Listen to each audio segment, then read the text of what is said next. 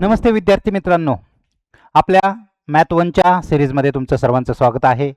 आशा करतो तुम्ही सर्वांनी पाठ पहिला, ज्याचं नाव आहे लिनियर इक्वेशन इंटू व्हेरिएबल, यातील आपले पहिले 4 प्रॅक्टिस सेटवरती आधारित व्हिडिओज पाहिले असतील आणि तुम्हाला परिपूर्ण असं गणित जमत असेल. आणि आता आज जो आपण प्रॅक्टिस सेट पाहणार आहोत तो आहे 1.5.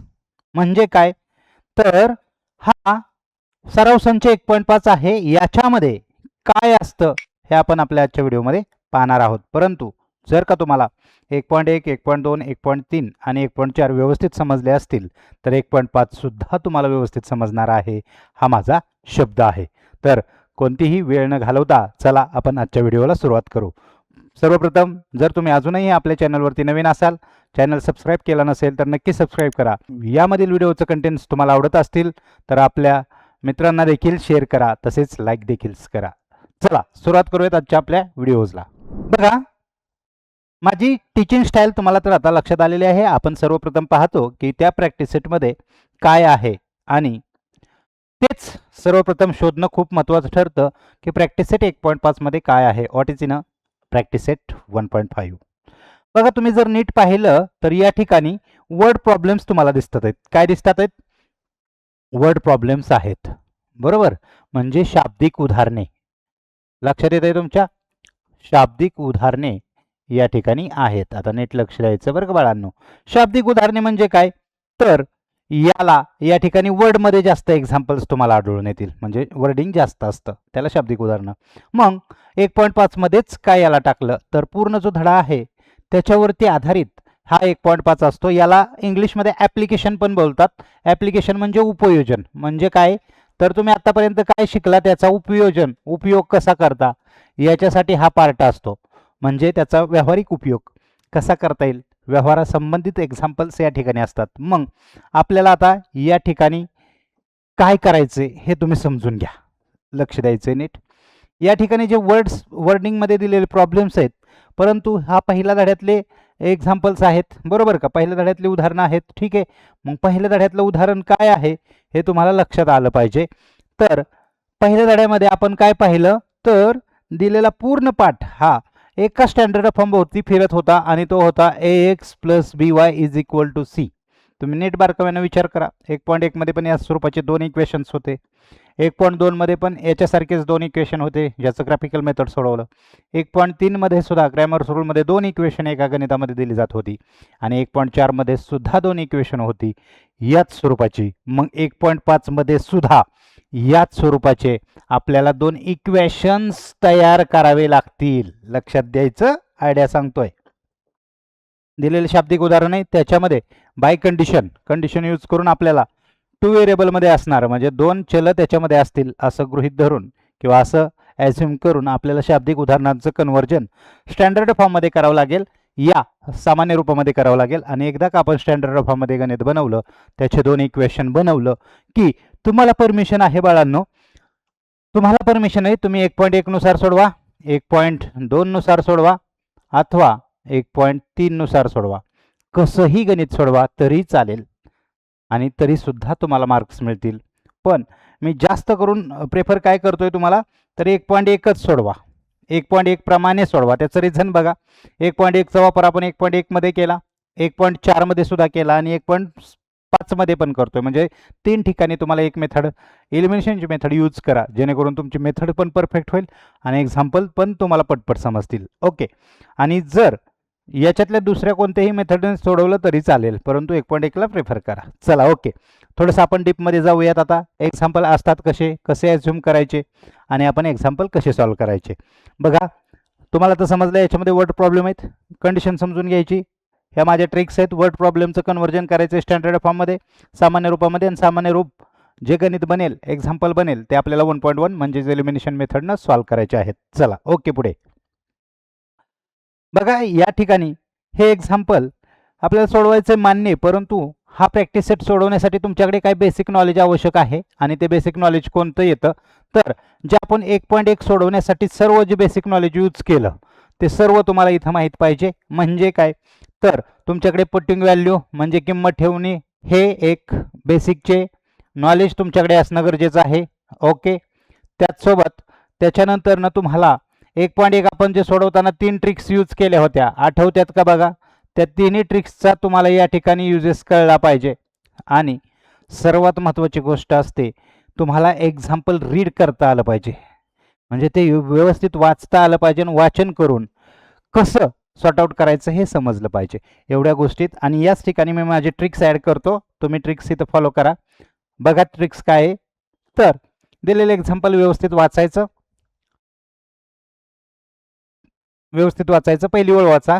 काय समजलं नाही समजलं तर डिरेक्टली शेवटकडे जायचं, लास्टला काय विचारलंय ते बघायचं. आणि जर पहिली ओळ वाचली, काहीच समजलं नाही, समजो अथवा नाही समजो, डायरेक्ट शेवटच्या ओळीला जायचं. एक्झाम्पलमध्ये काय फाइंड आउट करायला लावलंय, काय शोधायला लावलंय, ही जर ट्रिक्स फॉलो केली तरी सुद्धा तुम्हाला एक्झाम्पल सहज सुटणार आहेत. हे आपण आता प्रूव्ह करू, चेक करू.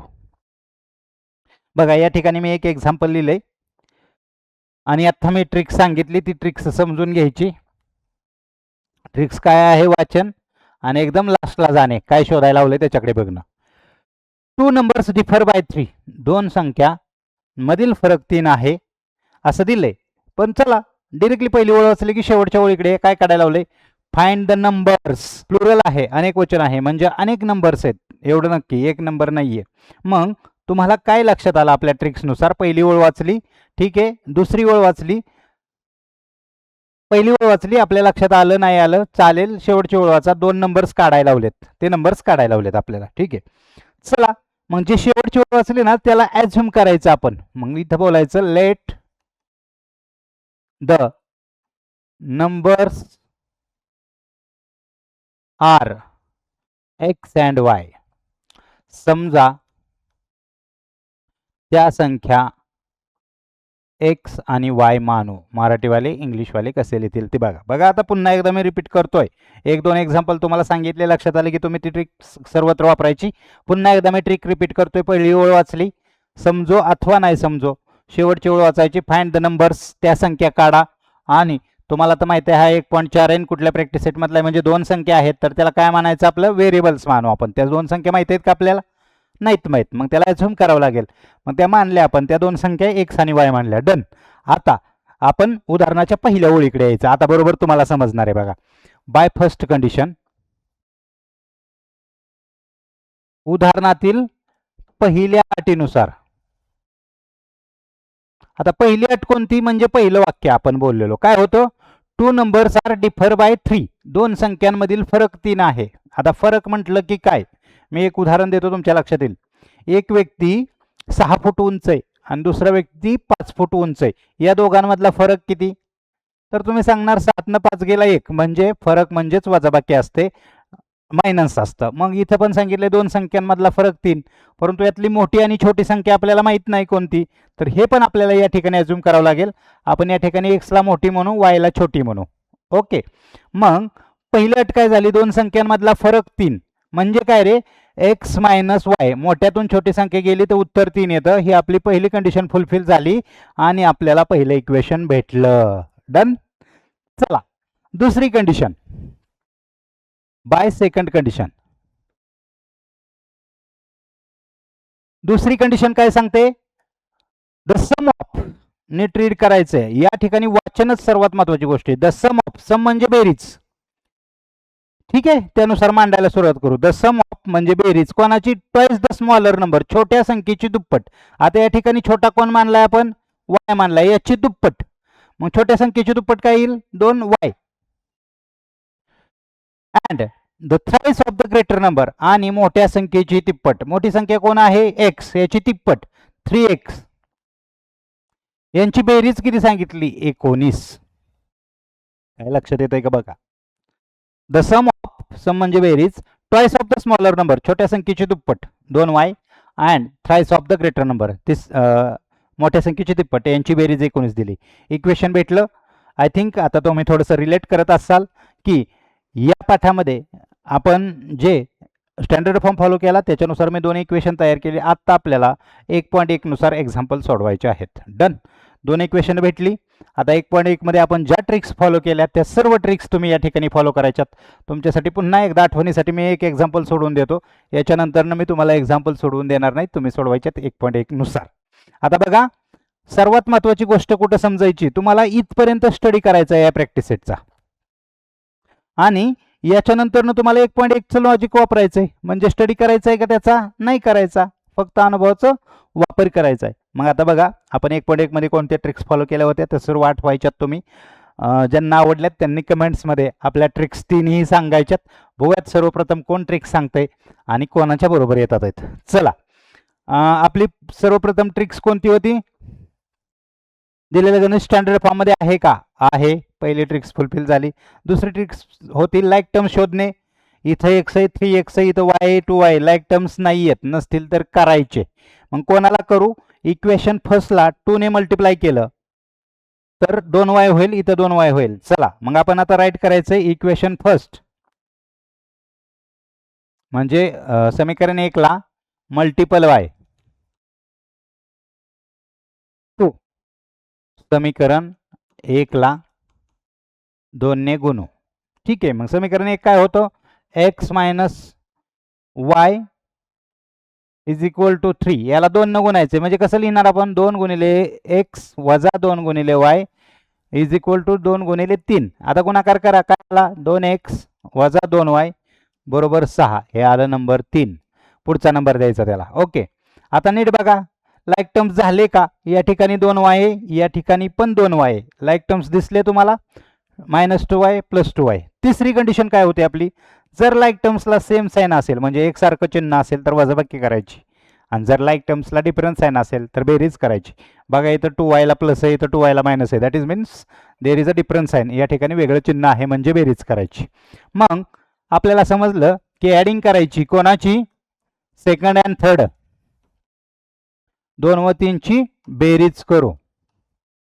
आता बेरीज करू म्हणजे काय करायचं, एका खाली एक लिहायचे, 3x + 2y is equal to 19, आणि इथं 2x - 2y is equal to 6. Addition करतोय आपण, याला हे गेलं, इलिमिनेशन मेथडसाठी तर एवढं सर्व चालू होतं. 3 आणि 2 5x, 19 आणि 6 25 येत असेल तुम्हाला सर्वांना. x आणि 5 मध्ये गुणाकाराचं चिन्ह आहे, तिकडे गेल्यावरती भागाकार झाला, x आला 5, म्हणजे आत्ताशी एक संख्या आपली 5 झाली, बरोबर का. आता दुसरं संख्या काढायची, तर आपण काय करतो, द व्हॅल्यू ऑफ x, म्हणजे जे x ची व्हॅल्यू आली ती पुट करतो कशात बी. मी काय बोलतोय, कशात बी ठेवा, 1 मध्ये ठेवा, 2 मध्ये ठेवा, 3 मध्ये ठेवा, पण हलकं इक्वेशन शोधा, जे छोटंसं आहे, जास्त त्रास होणार नाही. तर पहिलं वाला हलकं वाटतंय, त्याच्यामध्ये आपण ठेवूयात. ते वाक्यरचना तुम्ही लिहा, मी लिहित नाहीये या ठिकाणी. x ची व्हॅल्यू 5 आहे, आपण 5 पुट करू. 5 वजा y बरोबर 3, वजा y बरोबर 3 - 5 minus y is equal to -2, that is mean y is equal to 2. मायनसला मायनस कॅन्सल झालं, तर मग आपल्याला त्या दोन संख्या भेटल्या, 5 आणि 2. चेक करा एक्झाम्पल उत्तर बरोबर आलंय का. आणि आशा करतो तुम्हाला एक्झाम्पलाची सिस्टम समजली असेल, कसं सॉल्व करायचं. सर्वात महत्त्वाची गोष्ट आहे, अजून एकदा रिपीट करतो मी तुम्हाला, या प्रॅक्टिस सेटमध्ये 1.4 मध्ये दिलेलं एक्झाम्पल आहे ना, त्याचे फक्त इक्वेशन्स बनवण्यापर्यंतच डोकं लावायचं आहे. म्हणजे मॅक्झिमम तुम्हाला 3 ते 4 ओळीचा स्टडी करायचा आहे प्रत्येक एक्झाम्पलसाठी. आणि एकदा का 3-4 ओळीचा स्टडी झाला की 1.1 नुसार एक्झाम्पल सॉल्व करा, सगळं व्यवस्थित होणार आहे आणि तुम्हाला याचे पूर्ण मार्क्स मिळणार आहेत. आशा करतो एक्झाम्पल माझी ट्रिक्स आवडले असेल. अजून पुढे जाऊयात आपण. आता कशा स्वरूपाचं थिंकिंग चालतं हे थोडंसं पाहूयात. या ठिकाणी आपण फक्त इक्वेशन कन्व्हर्जनकडे लक्ष देणार आहोत, म्हणजे फक्त इक्वेशन बनवणार 1 आणि 2, आणि त्याच्यानंतर तुम्ही ते 1.1 नुसार सॉल्व करायचं आहे. बघा, दुसरी ॲक्टिव्हिटी आहे, तुम्ही जर नीट बारकाव्यानं पाहिलं तर तुमच्या लक्षात येईल. या ठिकाणी सांगितलं आय एम अ रेक्टँगल, हा रेक्टँगल आहे. याच्या रेक्टँगल म्हटलं की तुम्हाला आठवतं, ही याला असते, हे पण याला असते, ही बी असते, ही बी असते. Okay, done. मग त्याच्या चारी बाजूला व्हॅल्यूज लिहिल्यात, म्हणजे चारी साईडची व्हॅल्यू दिली. परंतु आपल्याला या ठिकाणी रेक्टँगलचा रूल माहीत असावा लागतो, आणि तो रूल म्हणजे काय, तर काय लिहिणार आहे तुम्ही, opposite side of rectangle are congruent. आयताच्या सम्मुख बाजू एकरूप असतात. ठीक, मग सम्मुख बाजू 1 रुपये तर राईट करून घेऊ आपण. बघा या लेंथला लेंथ कोणती आली 4x minus Y is equal to काय येणार, त्याच्या समोर कोण आहे 2x plus Y is equal plus 8. आता लाईक टर्म्स जवळ घ्यायचे आपण. सर्वप्रथम काय केलं, अपोजिट साइड्स कॉन्ग्रंट असतात म्हणून हे दोघं कॉन्ग्रंट इथं लिहिलं. तसंच दुसरे दोन पण लिहितो म्हणजे तुमच्या लक्षात येईल. x plus 4 is equal to 2y ही पहिली जोडी होती, ती दुसरी जोडी होती. आता लाईक टर्म्स जवळ घेऊयात आपण. 4x 2x इकडून इकडे आलं मायनस झालं, मायनस वाय अगोदरच इकडे होतं, तिकडचं प्लस आलं, इकडे मायनस वाय झालं, तिकडे फक्त लेफ्ट साईडला 8 राहिलं, सॉरी राईट साईडला 8 राहिलं. असं का करतोय, कारण आपल्याला स्टँडर्ड फॉर्ममध्ये कन्वर्ट करून एक्झाम्पल बनवायचंय ना. मग बघा 4तून 2 गेले 2x मायनस मायनस प्लस होतं 2y इज इक्वल टू 8. हे एक एक्झाम्पल आलं. याला डिवायडेड बाय 2 पण होतं, सिम्पल पण होतं, ते तुम्ही नंतर करा, मी याला 1 नंबर देतो. त्याच्यानंतर हे स्टँडर्ड फॉर्ममध्ये होतं करायचं आहे आपल्याला. x minus 2y is equal to हे प्लस 4 होतं, तिकडे गेलं मायनस झालं, हे सेकंड नंबरचं इक्वेशन झालं. मला सांगा आता तुम्हाला दोन इक्वेशन भेटली, कशाच्या आधारे भेटली, तर फक्त इथं सांगितलं होतं ट्रायंगल आहे. मी पुढचं एक्झाम्पल पण वाचलं नाही, ॲक्टिव्हिटी पण वाचली नाही. फक्त एक रूल आपल्याला प्रॉपर्टी माहीत पाहिजे होती रेक्टँगलची. त्याचे सम्मुख बाजू एकरूप असतात आणि त्याच्यानुसार आपण इक्वेशन्स बनवले. पहिलं इक्वेशन झालं, दुसरं इक्वेशन झालं. मग या इक्वेशनला 1.1 नुसार तुम्ही सॉल्व करायचंय. 1.1 मधल्या सर्व ट्रिक्स, 3 ट्रिक्स आहेत आपल्या, ते 3 ट्रिक्स फॉलो करा आणि गणित सोडवा. मी वारंवार विद्यार्थ्यांना सांगत असतो, मी तुम्हाला एक्झाम्पल नाही शिकवत बाळांनो, मी तुम्हाला सिस्टम शिकवतो. आणि एकदा का सिस्टम पक्की जमली की अशी 1 येऊ द्या, 2 येऊ द्या, 50 येऊ द्या, परंतु तुमच्याकडे सिस्टम क्लिअर पाहिजे आणि ती सिस्टम फक्त आपल्या ट्रिक्समुळेच तुम्हाला समजू शकते. ओके ठीक, मग एक्झाम्पल सोडवू शकता. चला पुढे जाऊयात. त्यांना नक्की ॲक्टिव्हिटीमध्ये विचारलं काय होतं, find the value of x आणि y, बरोबर का. मग तुम्ही हे दोन एक्झाम्पल सॉल्व केले, उत्तर कशाचं भेटेल, एक्स वाय भेटेल. देन विचारले find the perimeter and area, area आणि पेरिमीटर काढा. मग आपल्याला या ठिकाणी एक्स्ट्रामध्ये एरियाचा आणि पेरिमीटरचा फॉर्म्युला माहित पाहिजे रेक्टँगलचा. कोणाला माहित आहे, चला एरियाचा फॉर्म्युला काय आहे, एल इंटू बी, लेंथ इंटू ब्रीथ, आणि पेरिमीटरचा फॉर्म्युला आहे 2 इन ब्रॅकेट एल प्लस बी. हे दोन फॉर्म्युला एक्स्ट्रामध्ये यूज करायचे एक्स वाय फाइंड आउट झाल्यानंतरनं. बरीचशी मुलं एक्स वाय भेटलं की पुढे थांबतील, परंतु तुमचे मार्क्स जातील. बाळांनो एक्स वाय काढा. एक्स वाय काढल्यावरती याच्यातल्या कोणत्याही एका लेंथमध्ये एक्स वायची व्हॅल्यू ठेवा, ब्रीथमध्ये पण एक्स वायची व्हॅल्यू ठेवा. तुम्हाला लेंथची व्हॅल्यू भेटेल, तशीच ब्रीथची व्हॅल्यू भेटेल. आणि एल बी भेटला, एक्स वाय भेटल्यानंतर एल आणि बी काढा आणि मग एरियाचं आणि पेरिमीटरचा फॉर्म्युला वापरा. तुम्हाला एक्झाम्पल सुटणार आहे. सर्वात महत्त्वाची काळजी काय करायची होती, आता हे 5वी 6वीची उदाहरणं आहेत, इक्वेशन सॉरी फॉर्म्युला आहेत, त्यामुळे ते काही तुमचं चुकणार नाही आशा करतो. परंतु इथं या पाठामध्ये किंवा या प्रॅक्टिस सेटमध्ये आपल्याला आवर्जून लक्ष ठेवायचं आहे ते कशामध्ये, दिलेलं जी वर्ड प्रॉब्लेम आहे ना, दिलेला वर्ड प्रॉब्लेम तो कन्वर्ट करून आपल्याला दोन इक्वेशन बनवणे, हिथंच सर्वात मोठं डोकं लावायचं आहे. आणि एवढं डोकं लावलं की आपलं फुल मार्क्स आपल्याला भेटणार आहेत. आता दोन्ही एक्झाम्पल तुम्ही सॉर्ट आउट करतील. मला याचं एक्स वाय न सांगता डिरेक्टली एरिया किती येतोय आणि याची पेरिमीटर किती येतोय हे सांगायचं आहे कमेंटमध्ये. चला पुढे. या ठिकाणी 3rd नंबरचं एक्झाम्पल आहे. हे पण वर्डमध्येच आहे आणि पूर्ण वर्डमध्ये असलेले एक्झाम्पल आपल्याला कन्वर्ट करून त्याच्यातून इक्वेशन बनवायचे. मी सांगितलेले ट्रिक्स फॉलो करायची. द सम ऑफ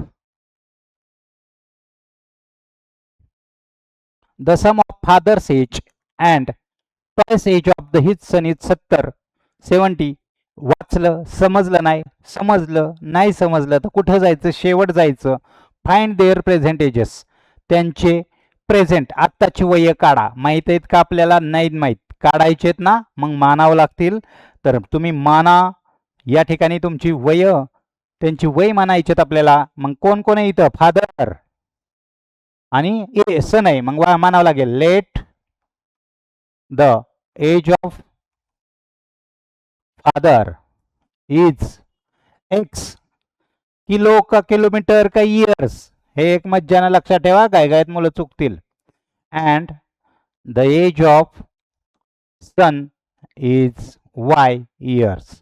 मराठीवाले काय बोलतील, समजा वडिलांचे वय x वर्ष मानू,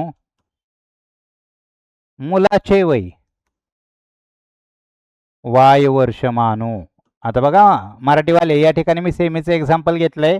तुम्ही इथं मराठीचं एक्झाम्पल रेफर करा. आणि तुम्हाला 11वीला सायन्सला जायचं असेल ना, तर थोडंसं तुमची सायन्सची पण तयारी होते. इंग्लिशमध्ये वर्डिंग वगैरे, शब्द गणित कसे असतात हे थोडंसं फायद्यात जातं तुम्हाला सेमीवाल्यांना, त्याचसोबत मराठी मीडियमवाल्यांना.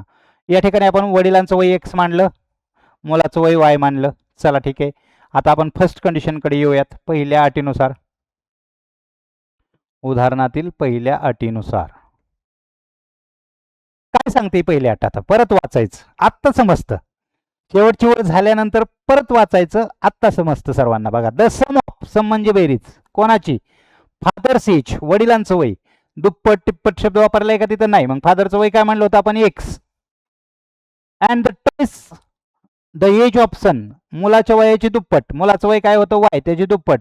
यांची सम किती दिली? 70. झालं का? फर्स्ट इक्वेशन तयार. याला म्हणतात आपली ट्रिक्स. आणि या ट्रिक्समुळे कसं सहज सुटतं, म्हणून तर त्याला ट्रिक्स बोलतात ना. स्मार्ट वर्क करायचं, हार्ड वर्क करून मार्क्स सर्व मिळत नाही आहेत. स्मार्ट वर्क तुमच्या जोडीला येणार आहे. फुल मार्क्स मिळवायचे असतील तर स्मार्ट वर्क लागतं. पहिलं इक्वेशन झालं. आता सेकंड इक्वेशनसाठी बाय सेकंड कंडिशन, उदाहरणातील दुसऱ्या अटीनुसार. काय दुसरी अट? If we double the age of father, जर का आपण फादरचं एज डबल केलं, म्हणजे वडिलांचे वय दुप्पट केलं. दुप्पट डबल, मग मूळ किती होतं? एक्स, त्याचे दुप्पट काय येईल? 2x. ठीक आहे. And add it to the age of his son, आणि त्याच्यामध्ये मुलाचं वय वाढवलं, y. तर बेरीज किती येते? 95. झाले का नाही? दुसरे इक्वेशन तयार. आता हे जे दोन इक्वेशन तुम्हाला तयार झालेत, फर्स्ट आणि सेकंड, हे 1.1 नुसार सॉल्व्ह करायचे. डन. तुम्हाला सॉल्व्ह केल्यावरती एक्स वाय भेटणार. एक्स वाय म्हणजेच काय? तर आपण मांडलं होतं ना, ages of father is X and Y. मग ते प्रेझेंट एजेस आपल्याला भेटली. परंतु वाचून याच्यामध्ये एक ॲडिशन करा. एक्स वाय भेटल्यावरती वर्डिंगमध्ये आन्सर लिहा. तुमचा आन्सर पण वर्डमध्ये लिहा. The age of father is एक्सची व्हॅल्यू येईल ती, and the age of son is वायची व्हॅल्यू येईल ती. वर्डमध्ये आन्सर लिहा. Because of the question is in word, then the answer should be in a word. जर प्रश्न वर्डमध्ये आहे तर त्याचं आन्सर पण आपल्याला वर्डमध्ये असावं. आणि या ठिकाणी हे data given by putting values, या सर्व गोष्टी गरजेच्या असतात 10वीच्या बोर्डला. त्याच्याबद्दल मी एकदा पेपर प्रेझेंटेशन करेल तुम्हाला, त्यावेळेस लक्षात येईल, जसे जसे पेपर जवळ येतील त्यावेळेस. ओके, चला, आशा करतो तुम्हाला समजत आहे. आपण पुढे जाऊया. या ठिकाणी अजून एक एक्झाम्पल आपण पाहूयात. चौथं एक्झाम्पल आहे. माझे ट्रिक्स फॉलो करा रे बाळांनो, तुम्हाला त्रास नाही होणार आहे. कारण ट्रिक्स हा या अशा मुलांसाठी बनवल्यात ज्यांना खूप मार्क्स पाडायचे आणि वेळ भरपूर नाही आहे, यूज करायचा आहे आणि कमी वेळामध्ये जास्त लक्षात ठेवायचं आहे. याच मुलांसाठी आपण ट्रिक्स बनवल्यात. चला, एक्झाम्पल वाचूयात. The denominator of fraction is 4 more than twice the numerator. समजलं का? काही नाही समजलं, समजलं तरी चालेल. चला, शेवटी या काय काढायला लावलंय? फाइंड द फ्रॅक्शन्स, फ्रॅक्शन काढायला लावलाय. मग आपल्याला फ्रॅक्शन मानावं लागेल. फ्रॅक्शन कसा असतो हे तरी माहिती आहे का? 10वीत आल्यावरती अपॉन मध्ये असतो ना बाळांनो, राईट. तर मग आपल्याला मानावं लागेल. मग मांडलं, let the fraction is x upon Y. समजा पूर्णांक संख्या एक्स वाय मानू. ओके, आता एक्स वाय मांडली, वरती खाली असते. मग वरती एक्स आहे, खाली वाय आहे. याला काय बोलतात तेवढं माहिती असेल तुम्हाला. याला अंश बोलतात, म्हणजे न्यूमरेटर बोलतात, आणि याला छेद बोलतात, म्हणजे डेनोमिनेटर बोलतात. ओके, हे शब्द दोन माहीत पाहिजेत आपल्याला. ठीक, खूप झालं. आता बघा पहिली कंडिशन बाय फर्स्ट कंडिशन.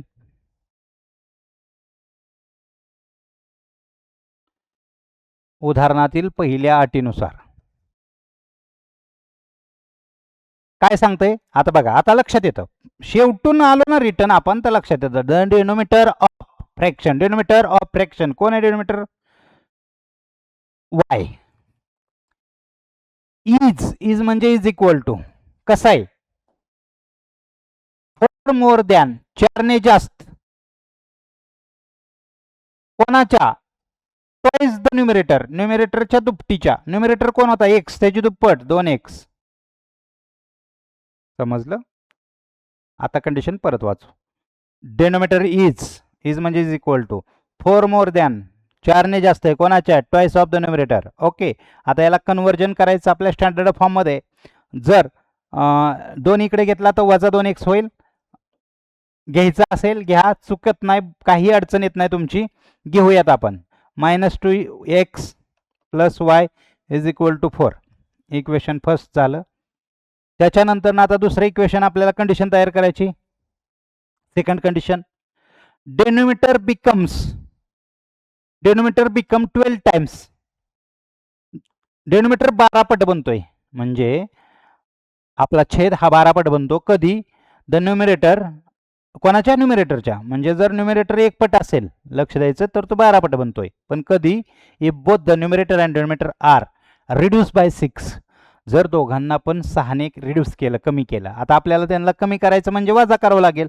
मग बाय सेकंड कंडिशन काय तयार होते? या ठिकाणी लिहितो, लक्षात येईल. एक्स मधून पण 6 कमी करायचे, वाय मधून पण 6 कमी करायचे. बोथ आर रिड्यूस बाय 6, दोघांना पण 6 ने कमी केलं.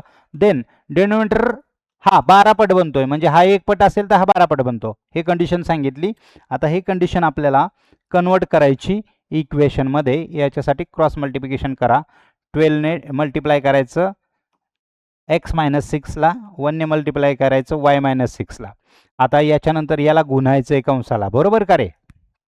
मग गुणा. 12 × x 12x, 12 72, 1y आणि वजा 6.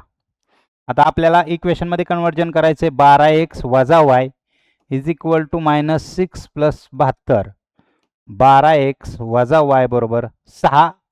72 मायनस प्लस मायनस होतं. 72 मधून 6 घालवा. किती येतात सांगा मला? आय थिंक 66 येतील. Equation number second. या ठिकाणी फर्स्ट इक्वेशन झालं, या ठिकाणी सेकंड इक्वेशन झालं. आणि फर्स्ट आणि सेकंड इक्वेशन झाल्यावरती 1.1 सोबत खायचं, हे तुम्हाला माहिती आहे. म्हणजे सोडवायचं 1.1 नुसार. ओके, मग पचन झालेलं आहे तुम्हाला 1.1 व्यवस्थित. हा पण व्यवस्थित होणार. 4 एक्झाम्पल आपण या ठिकाणी पाहिली. अजून पुढं जायचं आहे का? एवढेच 4 एक्झाम्पलचा चांगला स्टडी कराल, मग आपण पुन्हा पाहू त्याच्याबद्दल माहिती. चला पाहूयात पुढे.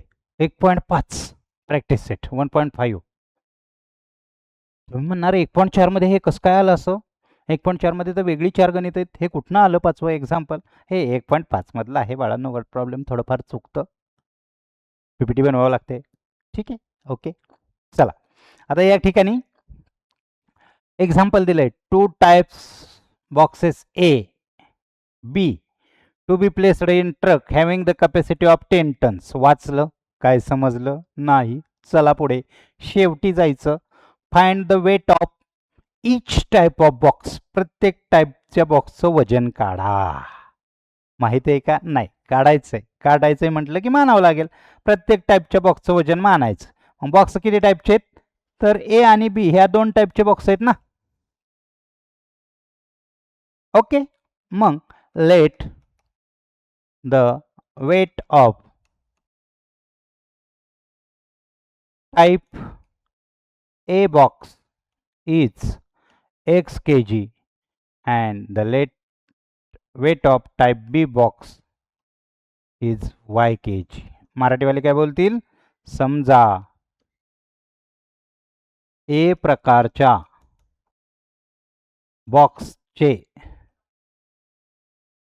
वजन x किलोग्रॅम आणि y प्रकारच्याचे B प्रकारच्याचे y, ए चे x आणि बी चे y kg मानलं. ओके, मानलं.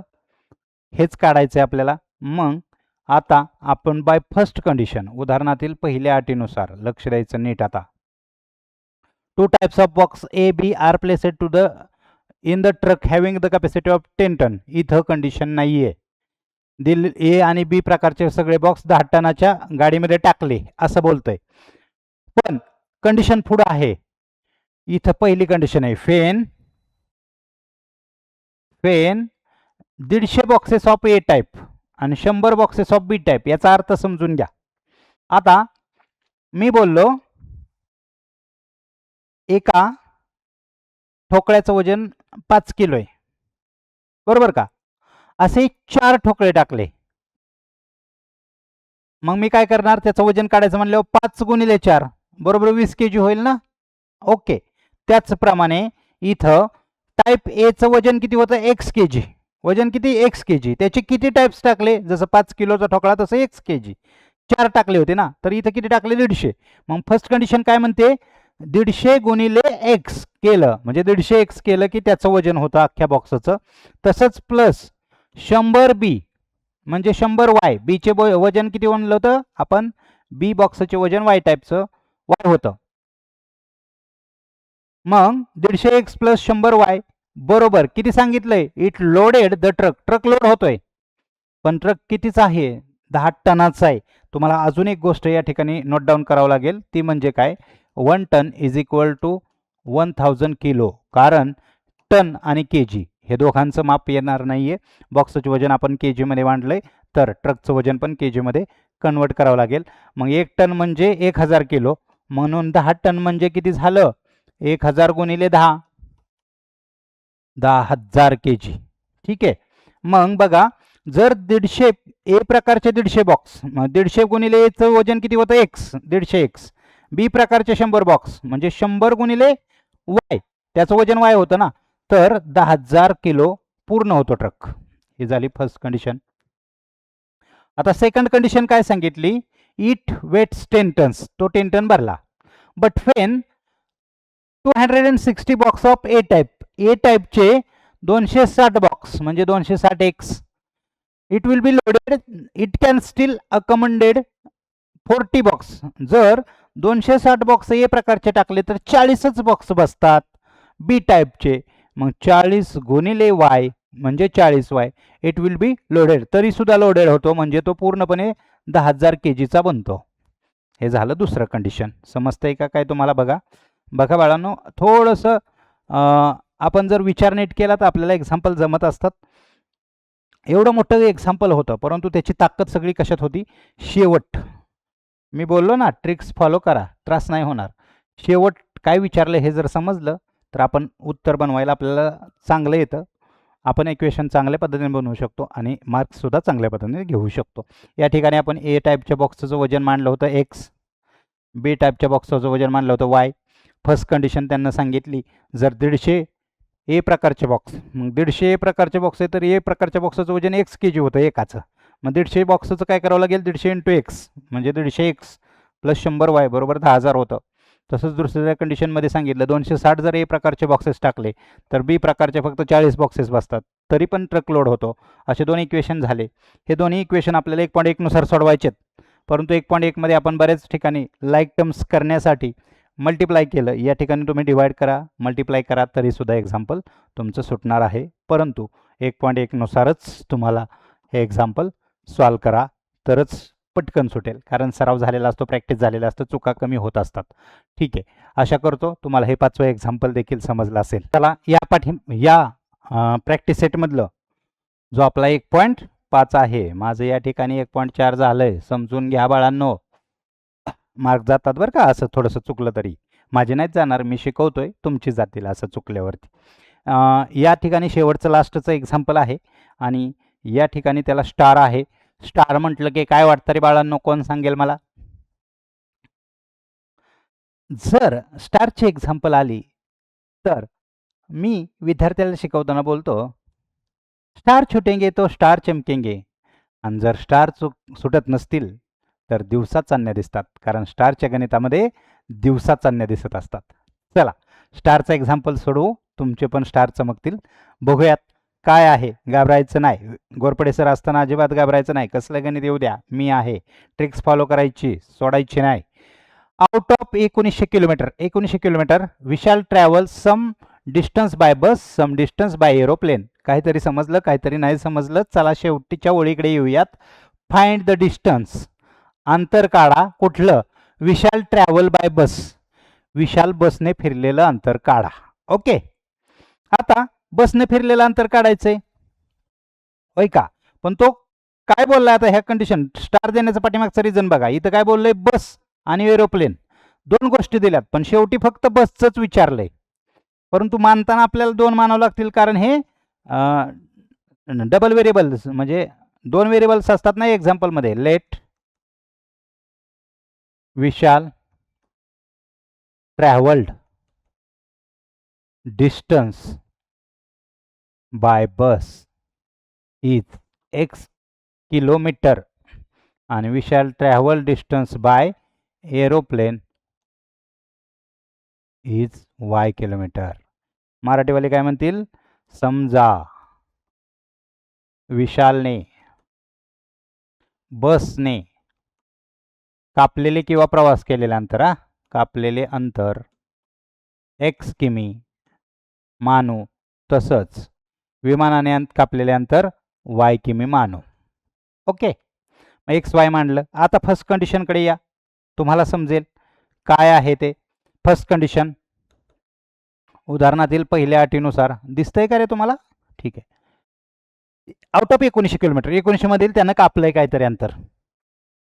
Out of 1900 kilometre Vishal travel some distance by bus some distance by aeroplane. म्हणजे 1900 मधलं बसनं आणि एरोप्लेननं त्यानं कापलंच, काहीतरी कापलंय. बघा या ठिकाणी एक कंडिशन लपवली होती, ती कंडिशन क्लिअर होती का? तो बसनं जाऊ द्या अथवा एरोप्लेननं जाऊ द्या, मग कितीही केलेला असेल x kilometre plus y kilometre काहीही काढा, तरी 1900 किलोमीटर त्यानं कापलं, ही कंडिशन दिलेली नाहीये, म्हणून हा स्टार आहे. स्टार असण्याचं रिझन असतं, बऱ्याचशा गोष्टी लपवलेल्या असतात, ते फक्त फाइंड आउट करता आले पाहिजेत. थोडंसं हार्ड असतं, विचार करायला सोडवायला सोपं असतं. गोरपडे सरांना असे इक्वेशन्स बनवून दिल्यावरती ते सोडवायला सोपं असतं. चला सेकंड कंडिशन काय आहे बघा.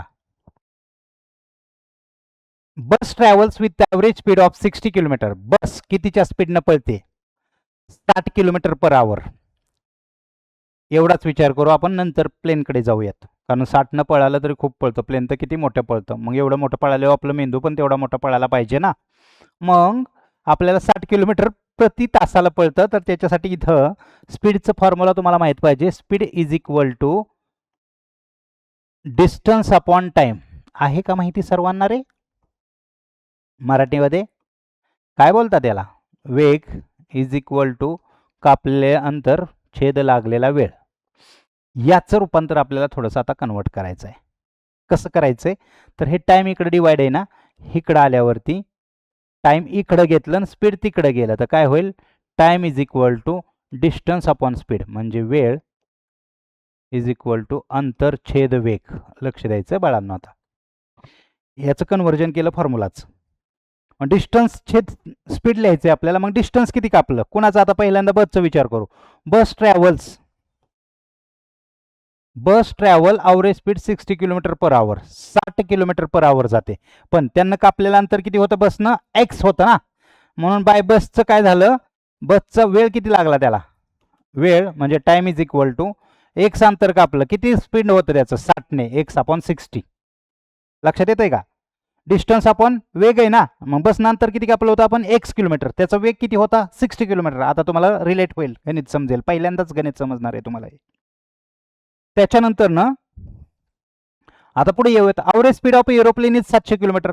एरोप्लेनचं किती होतं? 700 किलोमीटर. मग एरोप्लेनचं अंतर किती कापलं होतं आपण? वाय. मग इथं इंग्लिशमध्ये थोडंसं वेगळं लिहू शकतो.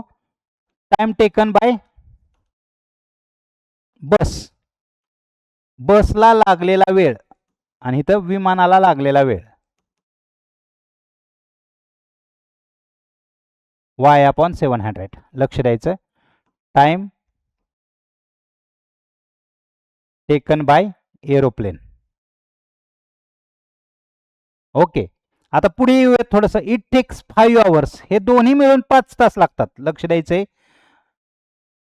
बसनं त्यानं काय अंतर कापलं? 60च्या स्पीडनं. एरोप्लेननं काय अंतर कापलं? 700च्या स्पीडनं. तर दोन्ही मिळून त्याचे 5 तास जातात. मग हा बसला लागलेला वेळ होता, हा विमानाला लागलेला वेळ होता. ह्या दोघांची ॲडिशन केल्यावरती 5 येतं. तर मग ते सेकंड कंडिशन आत्ता इथं बनते बाळांनो. अजून एक्झाम्पल कंप्लीट म्हणजे बनलेलं नाही आहे. X upon 60 plus y upon 700 is equal to 5. लक्षात आलं? आत्ता याला आपण कन्वर्जन करायचं आपल्या स्टँडर्ड फॉर्ममध्ये. मग मी तुम्हाला सुरुवातीपासून सांगितली, जर आपण आलं तर आपल्याला त्रास देतं, मग ते आपणनं मल्टिप्लाय करा. एकदा 60ने मल्टिप्लाय करावं लागेल, 60 निघून जाईल. एकानं 700ने मल्टिप्लाय करावं लागेल, 700 निघून जाईल. परंतु दुसरी एक गोष्ट असते, इथं डेनोमिनेटर इक्वल करू शकतो. अदरवाईज 60 गुणिले 700 4200ने एकदाच मल्टिप्लाय केलं तरी काम होईल. मग तुम्ही डेनोमिनेटर इक्वल करून एक्झाम्पल सोडवा. 4200ने एकदाच मल्टिप्लाय करा तरीही चालेल. मग मी इथं 4200ने मल्टिप्लाय करतो, 4200ने गुणू. बघा आता काय होत आहे. 4200 गुणिले x/60 प्लस 4200 गुणिले y/700 इज इक्वल टू 4200 गुणिले 5. का गुणलंय ते पण बघा. इथं 0ला 0 गेला. 6 एके 6, 6 7 42, 70 आलं. 2 शून्य गेले. 7 एके 7, 7 चौकोन 42, 6 आलं. ओके. आणि 4200 त्याला गुणायचे. खाली आपण एक्झाम्पल लिहिताना त्याचा आन्सर राईट करू. इथं काय झालं, 70x plus 6y is equal to 4200 ना मल्टिप्लाय करा. 0 0 0 अजून 10 25 21. हे सेकंड इक्वेशन. आत्ता तुम्ही तिथपर्यंत पोहोचला. या ठिकाणी फर्स्ट इक्वेशन आहे, या ठिकाणी सेकंड इक्वेशन आहे. समजलं का? गणिताला स्टार का दिलंय आणि लास्टला का टाकले? कारण हे गणित सहज सुटत नाही आहे. परंतु तुम्ही 1-2 वेळा हा व्हिडिओ पहा, तुम्हाला हा परफेक्ट समजेल एक्झाम्पल. आणि मी संपूर्ण प्रॅक्टिस सेट सोडवून दिलेला नाही आहे बरं का. नाहीतर बरेचसे विद्यार्थी म्हणतील हां सरांना सांगितलं होतं एवढं एक्झाम्पल आहे संपलं. नाही आहे बाळांनो. इक्वेशन नंबर 1 आणि इक्वेशन 2 तुम्हाला काढून दिले. हे दोन्ही इक्वेशन बाय 1.1 1.1 या प्रॅक्टिस सेटनुसार सोडवा. आणि त्याच्यानंतरनं जे व्हॅल्यू भेटणार आहे एक्स आणि वायची, त्याच्यामध्ये इथं आपल्याला खासियत बघा काय आहे. इथं फक्त बसचीच काढायला लावली. फक्त एक्स काढायचं आणि गप्प बसायचंय. बघा गणित हार्ड दिलं असलं तरी एक्झाम्पल कमीच सोडवायला लावलंय तुम्हाला. एक्सच काढायचं आहे. द व्हॅल्यू पुट करून वाय काढायची गरज नाही आहे. फक्त एक्स फाइंड आउट करायला लावलाय.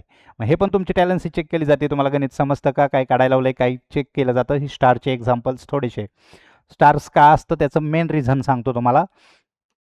स्टारचे एक्झाम्पल्स म्हणजे hot questions, high order thinking questions असतात. आणि म्हणजे ज्याच्यामध्ये उच्च विचारसरणी आपल्याला वापरावं लागते. ज्यांना सिंपल जमतं त्यांनाच याच्याकडे जावा. ज्यांना सिंपल अगोदर जमत नाही त्याने सिंपल छोटी छोटी गणितं व्यवस्थित करा. याचा जास्त ताण घेऊ नका. हे लास्टला करा. सोपं अगोदर करा. सोपं केल्यानं आपला कॉन्फिडन्स वाढत असतो. चला तर या ठिकाणी आता सध्या आपला 1.5 हा प्रॅक्टिस सेट संपलेला आहे. आणि सर्व तुम्हाला सांगायचं तुमचं जे होमवर्क आहे ते काय आहे. मी जे सर्व 1 नंबर इक्वेशन आणि 2 नंबर इक्वेशन बनवून दिलेत ते 1.1 नुसार सॉल्व करा आणि ती पूर्ण करा. हे तुमचं काम आहे. त्याच्यानंतरनं त्याचे ॲन्सर जे भेटणार आहेत ते टाकताना तुम्ही असं टाकायचं आहे, सर 2 नंबरचं उत्तर एक्स इज इक्वल टू अमुक तमुक, वायचं अमुक तमुक. 3 नंबरचं उत्तर एक्सचं वायचं हे कमेंटमध्ये टाका. बघूयात कोणाची उत्तरं किती बरोबर येतात आहेत. ज्यांचं बरोबर असेल त्यांना मी पुढच्या व्हिडिओमध्ये रिप्लाय देईल की बाबा यांना बेस्ट समजलं होतं, सोडवलं होतं. ठीक आहे. जर आपला हा कंटेंट तुम्हाला आवडला असेल तर लाईक्स करायचे, आपल्या मित्रांबरोबर शेअर करायचे. आणि अजूनही आपला चॅनल सबस्क्राईब केला नसेल तर तो चॅनल सबस्क्राईब करायचा आहे. आशा करतो तुम्हाला आत्ता आम्ही दिलेलं ज्ञान उपयोगी पडलं असेल, उपयुक्त होत असेल. आणि जर तुम्हाला माझं या पूर्ण नॉलेजचा वापर करून तुमचं ग्रोथ करायची असेल तर आपल्या वेबसाईटला भेट द्या, ज्याचं नाव आहे www.edutricks.in. किंवा आपलं मोबाईल ॲप डाउनलोड करा, ज्याच्यामध्ये पूर्ण कोर्सेस आहेत माझे, जे मी माझ्या 18 वर्षाच्या अनुभवातून बनवलेले आहेत. त्याच्यामध्ये बेसिक मॅथ्स असेल, बेसिक इंग्लिश असेल किंवा मॅथ्स 1 मॅथ्स 2चे कोर्सेस आहेत. ते कोर्सेस खरेदी करा. तुम्हाला माझा व्हॉट्सअप सपोर्ट राहील. लाईव्ह डाऊट सेशन मी घेईल, जेणेकरून तुमच्या मार्क्समध्ये तुम्हाला ग्रोथ दिसेल. धन्यवाद.